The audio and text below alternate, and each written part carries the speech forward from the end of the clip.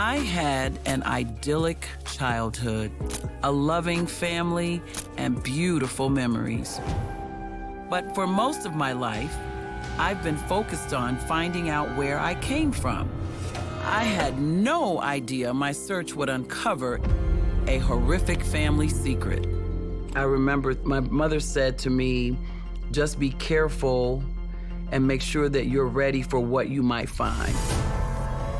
It felt like a world collapsing. That day would change my life forever. Your past sometimes will catch up with you. That storm is coming. It was just overwhelming. Then I blacked out.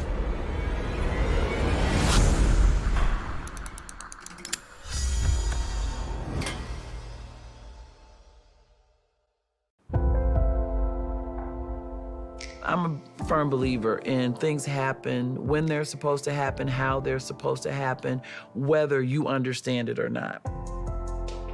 I definitely was raised by a mother who was strong and resilient, but we didn't really know that she was sick. Between March and May of 2017, it just went really fast, and then she passed away.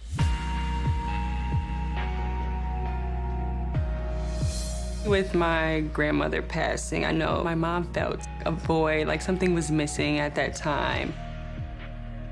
There was a secret of, her origin. For me, the goal became finding out where I came from. But I remember my mother said to me, be careful and make sure that you're ready for what you might find.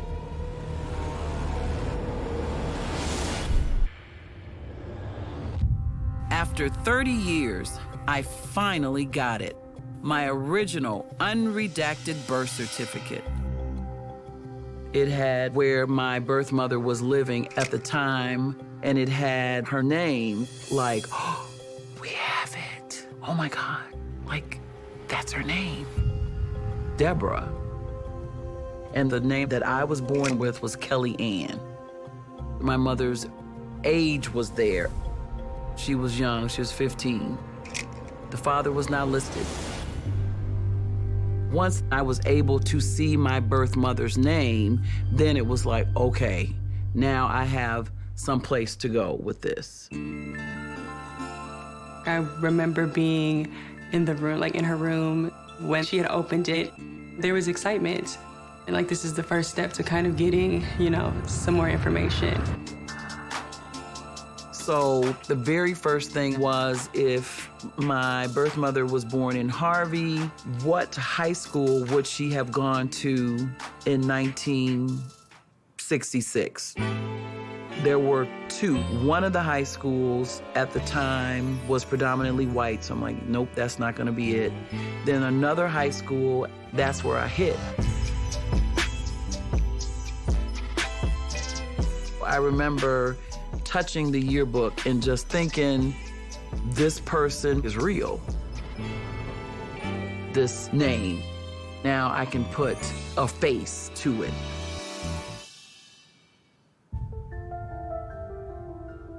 I got her transcript. That was the golden ticket. It had Deborah's address at the time, her parents' names, what both parents did for a living. I was excited to have the information and excited to share it with my mother. But I held off picking up the phone and calling her because by now we found out that my mother had cancer.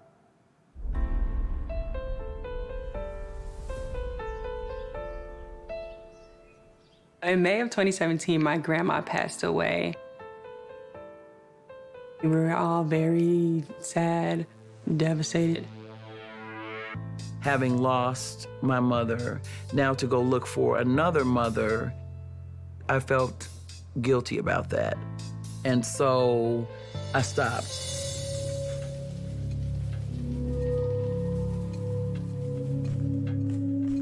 When you're grieving, you want to be surrounded by family. So when talking to my mom, I told her into the new year, we should probably start looking again for your birth mother.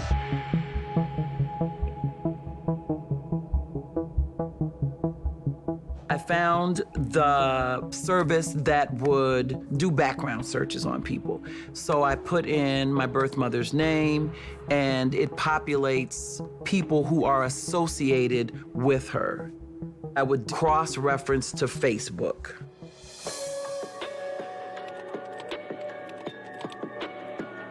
Ben Chambers. Was he my sibling? Was he the person who could connect me to my birth mother? But this secret needs to come out. And so I'm listening to Camille say, our mother's stepfather is your father.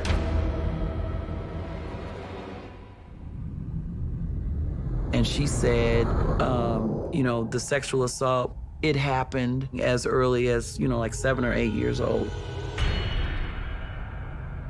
And it was, over the course of several years. Your biological father raped your biological mom, and this is how you were brought into this world.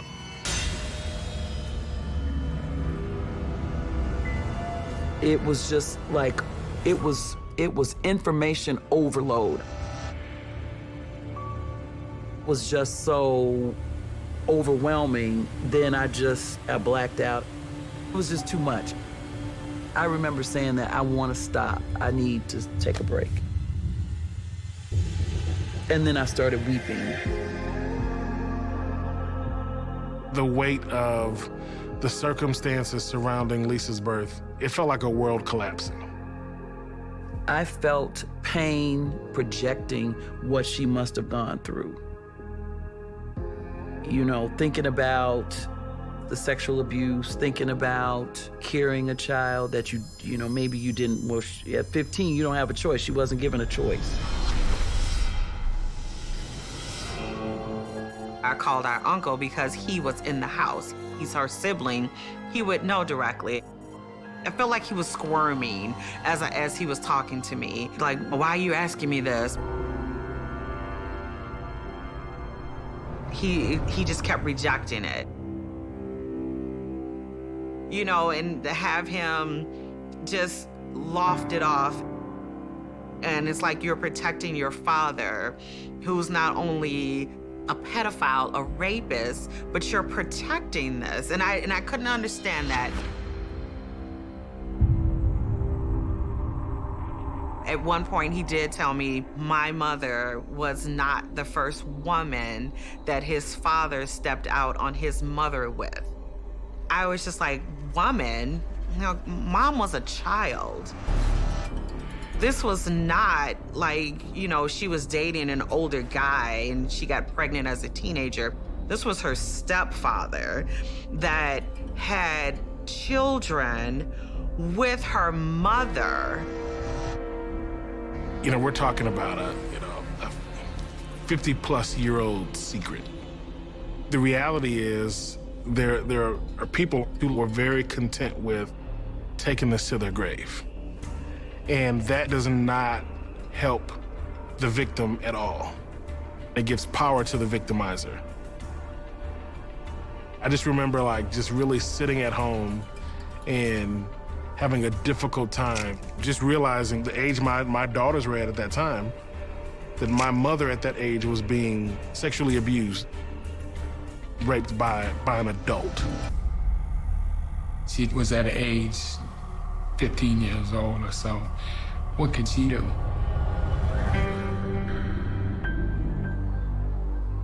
When Deborah told me that she had a child, one thing just led up to that it was her stepfather. And then it dawned on me, okay, that's why he had a smirk on his face every time I was over there. It was a laughter smirk. She went to her mother, but she said, I don't think my mother believed me at first. It was her word against his word. He denied it. And then there's the pastor Deborah stopped going to the pastor for counseling because he said she must be enjoying doing it, being with her stepfather. And she must because she came to him and not the police. In my mom's situation, I feel like there are multiple settings in which she was failed. From the home front to the church setting, the two places where my mom should have got hope, help, she got none of that. I can't imagine my mom being 15, navigating this.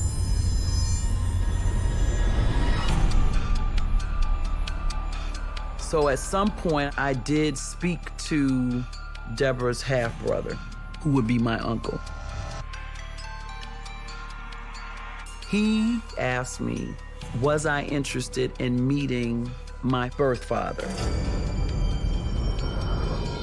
And I said no.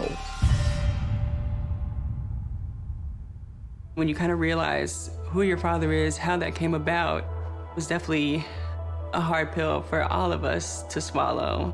And being a woman, you know, you kind of are heartbroken about just what Deborah had to go through. It was even harder to deal with the fact that while my birth mother had suffered so much, my birth father, her abuser, was still alive. She died without ever seeing him brought to justice. We wanted to fight back for our mother because, you know, we're doing what she couldn't do. There's no statute of limitations. Why aren't we trying to press charges, get this guy arrested?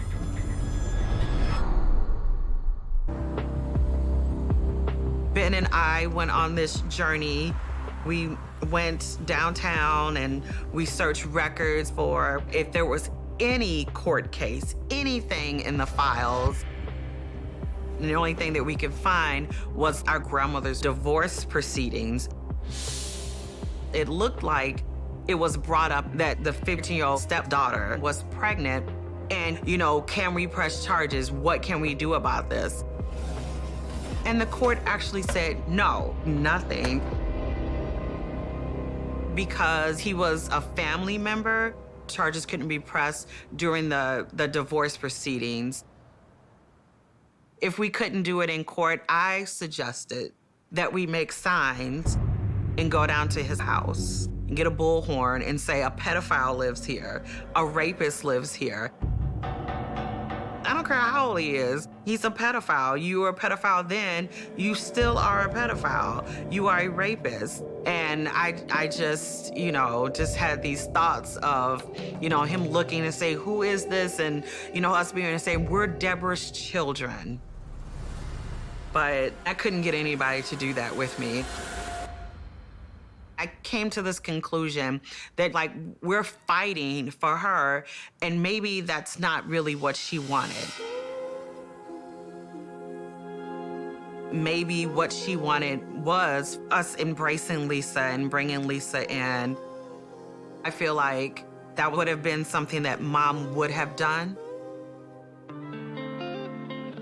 It's painful to know that my birth mother, Deborah, died without ever seeing her children in reunion.